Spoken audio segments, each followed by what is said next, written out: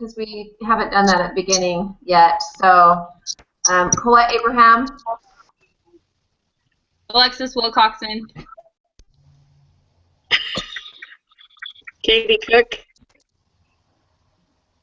Ashley Angus. Michaela Wilson. Okay, we'll go ahead and get started then. Real quick before we get started, who is giving the summary at the end? Okay, Alexis, great. All right, so do you guys remember the videos with the two advocates? So advocate number one spoke about against same-sex marriage. What principles of effective speaking did you see in his speech?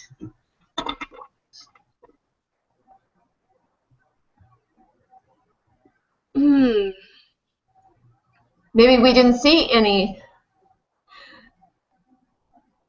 effective principles. I don't know. Any thoughts, everyone? I'll go ahead. Okay. To be honest, I did have a hard time finding his premise, because in the videos in other sections of the lesson, they said try to avoid the religious conversation because nobody's going to listen to it, and that's all he had. There was no statistics, there was no data. He didn't even share a narrative. So I don't know if we were supposed to find one, or this was one of those situations where we're supposed to discover that he didn't. So I don't know. What do you guys think? I thought he communicated really well. I took a debate class where every time we said like, or kind of those pausing words, my teacher would ding a bell every time we said it, because she said that when we use those pausing phrases, we don't seem very credible because we're constantly relying on those ums or uhs. And so he did really well. He was very confident in what he said, even though it was kind of painful to watch. I thought it was really painful to watch. But he was really confident in his delivery, and I think that's something that a lot of people struggle with when they are speaking, is that they kind of seem really timid and they use those pausing phrases, and he goes, hey, I'm 20 years old and this is what God said, so I'm just being his representative. And I think that takes a lot of guts. So I said that was positive, when I agree with you, Katie. The rest of it was kind of painful. He was brave. I noticed everybody, the people in the background, they really were, I mean, the other one, they were obviously very intent and very, head nodding and everything. But there was a lot of people walking back and forth and just distraction. They were distracted, it seemed. Okay, anyone else want to add something?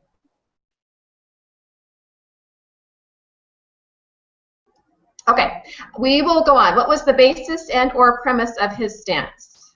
Which we kind of covered that a little bit. Definitely kind of, I felt a little bit, pulpit pounding type impression, and definitely taking the moral high ground. Okay, all right.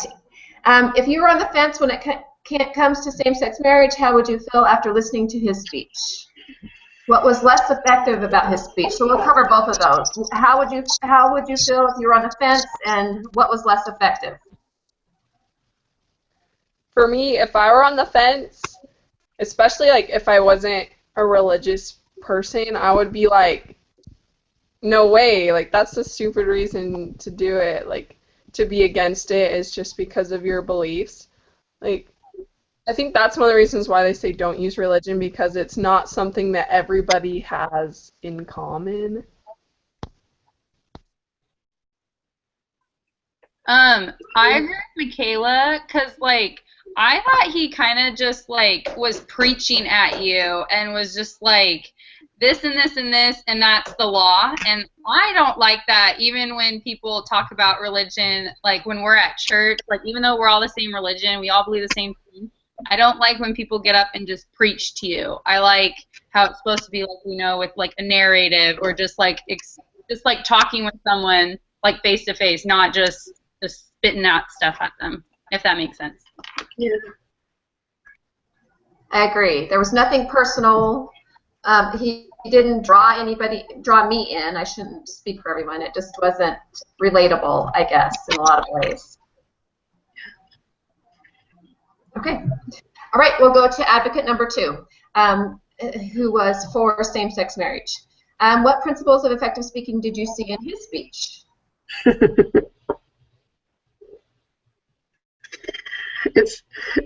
It's kind of hard to say because because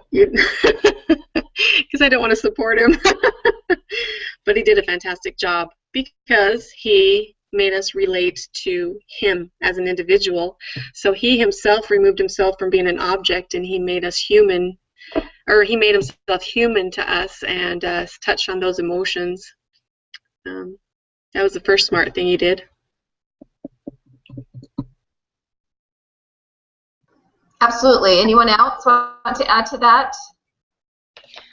Something that I liked that he said, it was kind of along the lines of like being a human. I liked that he said that he's like anybody else. I'm an Eagle Scout. I've gone through stressful things in my life. I liked it, like how Kate said, I don't want to support him because I'm not for gay marriage, but I was more drawn to him than the other guy because of his relation to being a human instead of the object. So. I noticed that when he was talking about his 2 moms, how they went and they got fertility treatment, and instead of saying that bluntly, he's mentioned like, oh, my grandparents came around when they realized my infantile cuteness or something like that. And I thought that was really unique because, I mean, I remember watching that trailer for that TV show that we watched where the 2 gay men were getting a surrogate mother and how appalled I was. But when he was kind of sharing that different situation, he didn't make it seem appalling because he reworded it, he rephrased it. And you could tell that everybody was drawn into what he was saying because he was making it, I don't know, funny. I don't know what the word is, but you know what I mean, where he just kind of rephrased it a little. That everybody's like, oh, that's so great. That's so cool. Go you. So I thought that was really unique that he didn't even have to, like, I don't know, go on in detail or whatever. He just made it a little spin. I agree. He appealed to our, I don't know, sense of humanity and love and family and that type of thing.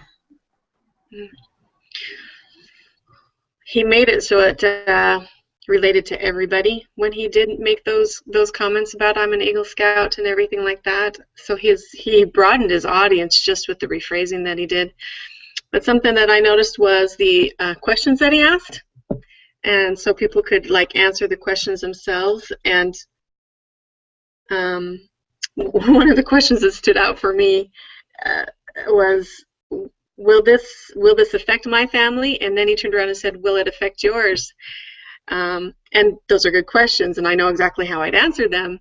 But he gave us time to weigh our thoughts with those questions. He presented something, and then he asked questions of where would this go.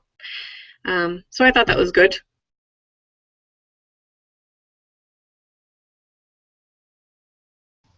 Yeah, I thought it was interesting. He used a lot of terms that people relate to, like grandparents and just like those family terms, mothers, grandparents, instead of, and kind of left out like the ones that people negatively associate with, like gay and lesbian. He was just like my mother's instead of like my lesbian parents. Like he just kind of made it seem more familiar and more like a family by using terms that we associate with family.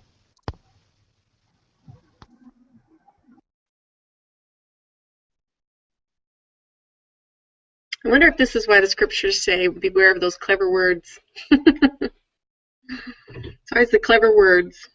Mm-hmm. True. Very true. And he spoke from the heart and very clearly. He didn't have little cards, you know, any prompts or anything like that. So I don't know, just very effective, I felt. So anyone want to add anything to that? Okay. What did you think was less effective about his speech?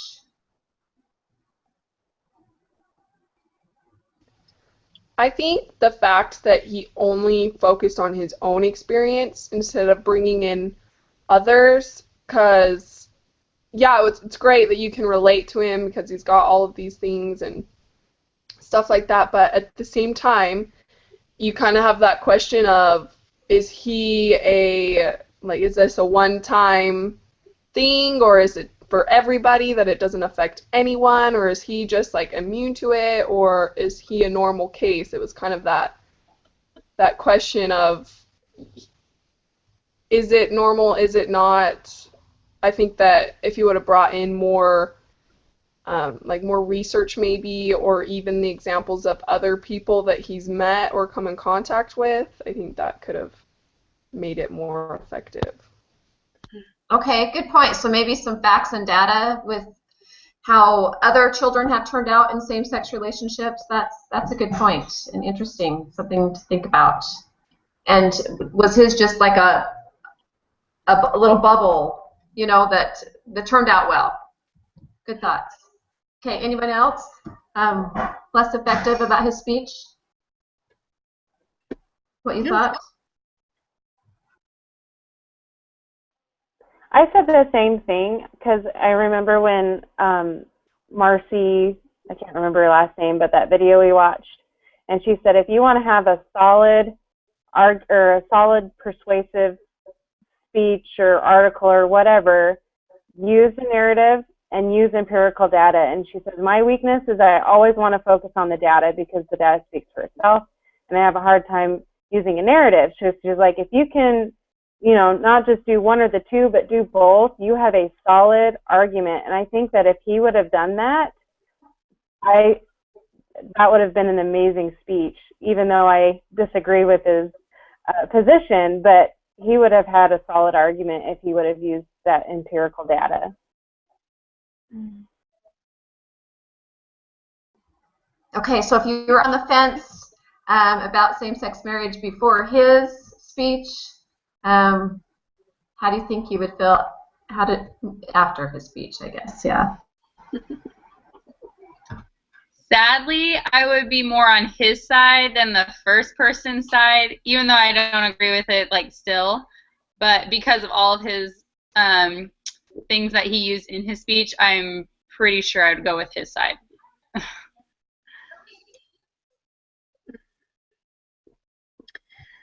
I'm more of a science and math and where did you get that source type of person when people say or quote things. So he drew in my emotions in the fact that I grew a love and an understanding for his situation, and it only helps me also to be peaceable in my arguments, but it didn't change my opinion because those data and facts make especially today, people are looking for the data and the facts and how's it going to affect this and how's it going to affect that, and so he grew my favorite because I think he's a cute kid, but that's as far as it went. Which is a good thing, is to make that connection. That's a start. Yeah, definitely. Okay, thank you, Katie. Anyone else anyone that want to add anything about either of those two advocates before we wrap that part of it up? Okay. Oh, did you want to say something, Katie? Okay, all right, we'll go on then. So the article by Matt Walsh, and everyone read that. I hope. What principles of effective writing did you see in his article? So effective writing in his article.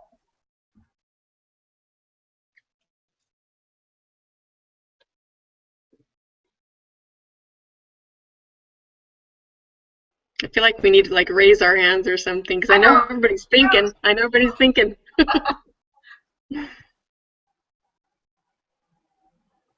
Did we see anything effective in his article?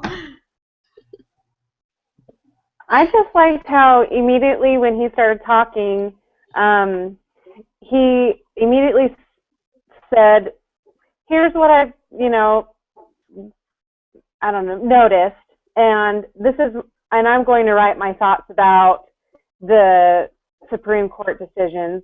So, and you're going to agree with it or you're not, but I'm going to say my positions and go from here. And so he immediately had kind of like a roadmap of what he was going to cover.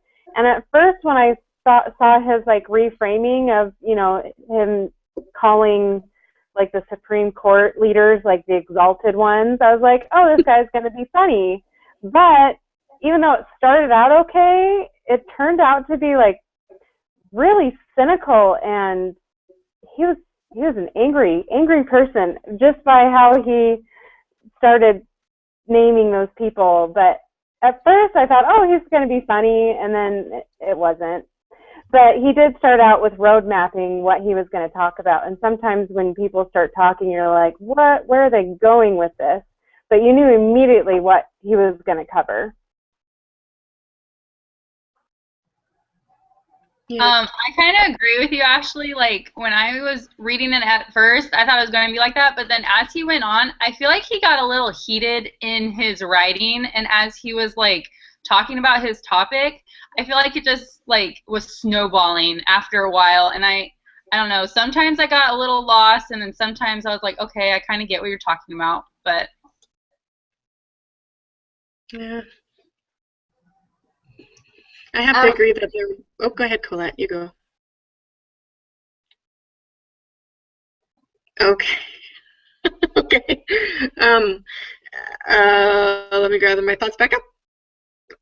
I also thought the sarcasm is never a healthy thing, but it's interesting how these things reach out to different audiences, because I appreciated that he didn't do a song and dance. And he wasn't trying to do the narrative in a way where we're just trying to be flowery to draw in the audience. He was just bold and was bold with the science and math behind it. He was bold with the conversations that are written in some of the documents already, and he just wasn't in it for the show and dance. But he did have some truth in there. So it was debatable for me how I want to respond to his writing, because the sarcasm threw me off, but the bold truth is what drew me in. So this one was kind of a tough one to analyze because of the emotions that he got in me. So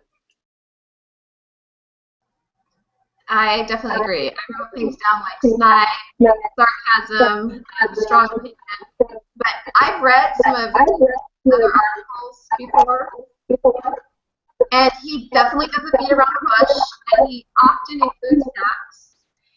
And I know he's gotten a lot of really, really ugly hate mail and death threats, and so I think sometimes this is just me guessing, that he just has in a way decided, I don't care, I'm going to say it, and I don't care if you like it or not, but here it is. That's just my opinion, because I've read some of his other articles, and he does put sarcasm sometimes in there and kind of snidey, but he doesn't always. So yeah, one thing that I noticed is that he knows the opposing view, and he kind of breaks it down and comments on it and tries to break it apart through his own writing. Okay. That's what I like. Go ahead. No, go ahead. That was probably the best part of the paper, obviously, was the facts and the truth. It's so hard to argue what he presented. It's so hard to argue the fact that a guy and a girl are the only things that can get together to have a baby.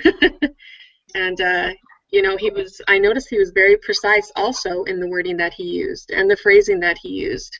It was very scientific and very mathematical, and he didn't leave a lot to argue. All people usually argue are their emotions, and I don't think he left a lot to argue. What do you guys think? I can't decide how to respond to that, because I agreed with him, so I don't know that I could argue, but maybe other people, I mean, there's always an argument, I guess, from an opposing side. And maybe, you know, the way he writes can turn a lot of people off, just that. Yeah. I really like how because with the first two videos that we watched, they applied it to themselves. And with this article, he asked really good questions like, now that you're redefining marriage, what does that have an effect on the laws that we already have in place about a marriage between a man and a woman? Have you even considered what that's going to be like when you redefine, you know, same-sex marriage? What does that have? And he was asking those questions like, have you thought about this? Because this is, you know, for example, this is what could happen, blah, blah, blah, blah, blah, blah, blah. And it was like, finally, someone that said, this is my position and this is why, not because I have a personal experience and I turned out okay.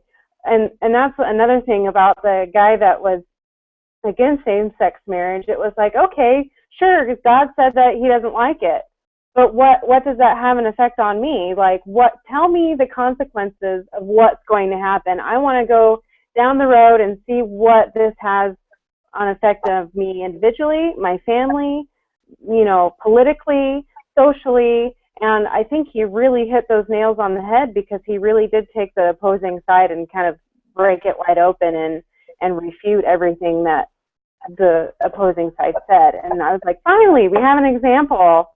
So I thought that was really cool in his article as well.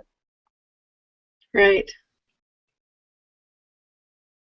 I also noticed he defined some of that. He wasn't saying really much against gay marriage, in a sense. He was, how am I put this into words? Like the sentence where he says marriage is, or at least was, the context in which families are formed and maintained.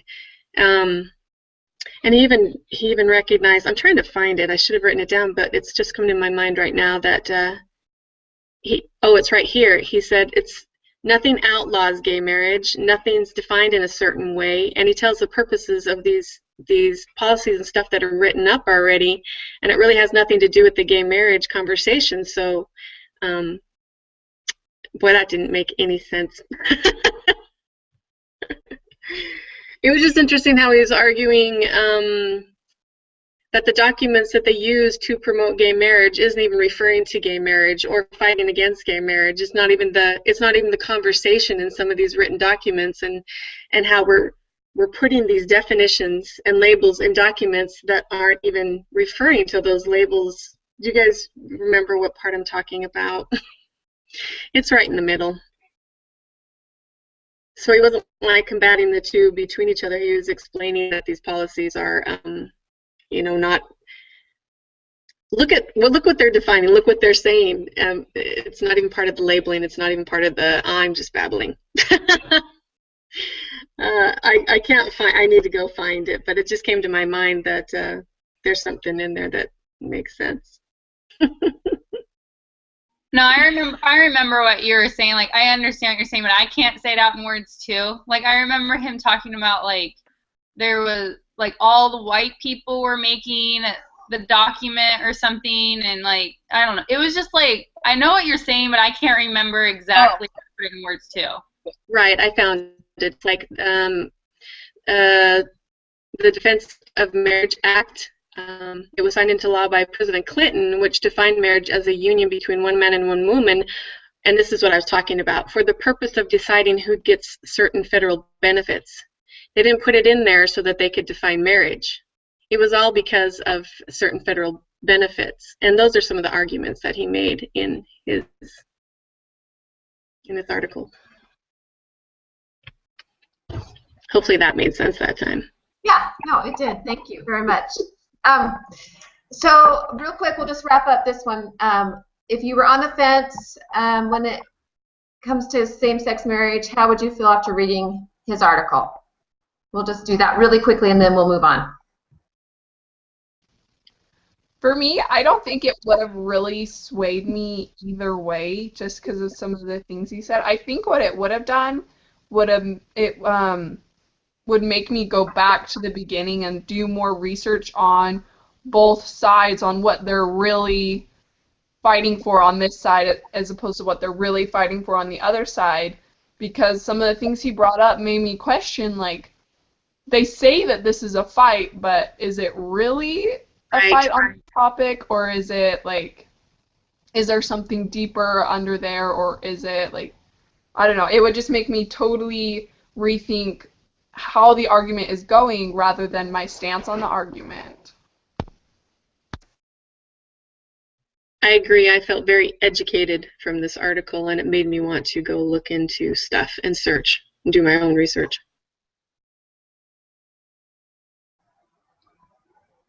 Which is a really good thing. I mean, that's what we should be doing, right? Okay. Ashley, Alexis, do you guys want to add anything on if you were on the fence about that article? If you don't, it's okay. We can move on. Ashley? No, I kind of agree.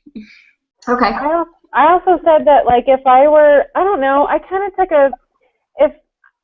I don't know, when he was calling out Christians being cowards, like those that weren't standing up, I thought that was a little much, because if I was, you know, on the fence, and because I didn't know how to articulate why I was against gay marriage, I would have been like, okay, moving on, I don't need to read your crap anyway, because that would have just been like, okay, I'm just going to find someone who is not angry, because he who gets angry first is in the argument. And so I don't know, I would have gone somewhere else if I were sitting on the fence, you know, Christian. But other than that, I was trying to think outside the box, and that thought came to mind.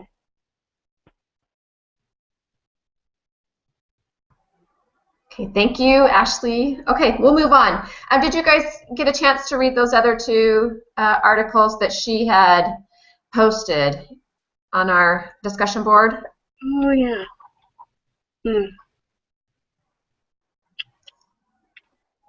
I thought we were all going to read them, and if you didn't, then I don't know if there's a point to discussing them. Who read them? Raise your hand. I'm not sure. I have to look at it because of all the papers we're writing. I'm not sure which sources were from where. So one of them talked about the direction that the country could possibly go in with the ruling on same-sex marriage from the Supreme Court. He kind of linked, how, I'm just seeing if this rings a bell, racism and, how we reacted to that, and then when abortion came up, how we reacted to that. Okay, guys, I thought we all decided, and I thought, I don't have time for this, but everybody else is going to do it but me. Okay, they were good articles. I encourage you to read them. They really did have some interesting thoughts. Yeah, I was trying to find my notes on them. Didn't end up babbling. Okay. I'll just read really quick one of the statements that he made, and this article was the article titled "Why a Good Person Can Vote Against Same-Sex Marriage," and he made a couple of points, and then he kind of elaborated on them a little bit. And the second one that he made, he said, if opposition to same-sex marriage is as immoral as racism, why did no great moral thinker in all of history ever advocate male-male or female-female marriage? Opposition to racism was advocated by every great moral thinker. Moses, for example, married a black woman. The very definition of Catholic is universal and therefore diverse and has always included every race, and the equality of human beings of every race was a central tenet of Judaism, Christianity, Islam, and other world religions. But no one, not Moses, Jesus, Buddha, Muhammad, Gandhi, not the Bible or the Quran or any other sacred text, nor even a single anti-religious secular thinker of the Enlightenment ever advocated redefining marriage to include members of the same sex. There are reasons no moral thinker in history ever advocated same-sex marriage. So I thought it was interesting, an interesting point that I hadn't thought about. So anyways, if you guys get time, read those articles. They were good. Okay, Alexis, do you want to summarize? Do you guys, any questions, anything you guys want to add before we, there was a lot in this week. I just want to add one sentence from these articles. I have it written down, but I'm not sure which article it came out of, but I have one quote written here, and it was, "Supporters of traditional marriage must learn to make their case with reason, meekness, and love." That's about it. Absolutely. Thank you. That's great. Okay. If we don't have anything else to add, if you do, kind of wave at me real quick. Okay. Alexis, do you want to just give the summary, and we will wrap up? Okay, so I wrote down everybody's thoughts. So for the first one, the first advocate, I wrote down he had a hard time finding, oh, I can't even read my handwriting. Sorry. Okay, so it says he didn't have any data. He had no narrative. He communicated really well, where he didn't say like the words and like. He didn't use the pause phrases. We noticed that the people in the background were not interested in what he was saying. He was taking the moral high ground, and he was the less effective thing that he did was, sorry, I can't read my handwriting. I wrote too fast. There was nothing personal about the his speech. Sorry. No, you didn't read it. And then the second one, I wrote down that we said that he was related to him as an individual instead of an object. He talked about his two mothers getting the fertile treatment and how unique that was. He used humanity, love, family to relate to everybody, and he broadened the audience because he used that. And then the less effective thing was he focused on himself. He didn't use anybody else's experiences. And then I wrote down what Colette said is like a little bubble who turned out well, which I really liked that she said that. And then he did well when he used the data because, like in the video we watched earlier, it speaks for itself, and he drew in to people through their feelings and love. And then for the article that we read, I wrote down that he was immediately talked about how people would disagree with his thoughts. He sounded angry. There was a little sarcasm, but sometimes it worked and sometimes it didn't for what he was saying. He wasn't into the show and dance. He was bold with his truth. He knew his opposing side, and he could break it apart and talk about each part of that. He didn't leave a lot of room to argue. He hit a lot of points. And then I liked what Michaela said, and she said that he would make her go back and do more research because he made me question and rethink some stances on the article. And that's mostly it that I got. So. Perfect. Okay. And then for that, do I just have to write this up and then just put it on the board, the discussion board? Is that what I do? Okay. So, okay. Okay. Great, you guys. Thank you so much.